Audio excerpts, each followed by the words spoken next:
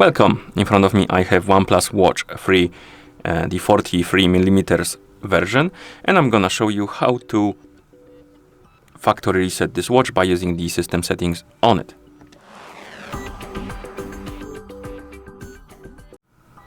Before we start, if you want to factory reset your watch, make sure that the battery level on your watch is at least above 20 or 30%, because if the battery dies during the resetting process, it might damage your watch.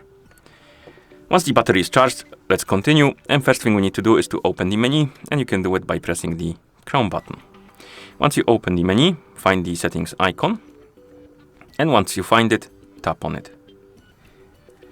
In settings, scroll down and find the option called Other, and then select it, and here look for the option called Disconnect and Reset, and once you find it, of course, tap on it.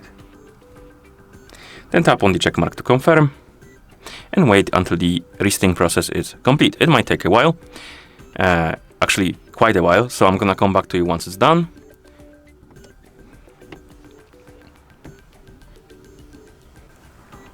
Okay, and once you see this animation on the screen, it means that the factory reset is complete. And that's how you factory reset this watch by using the system settings on it.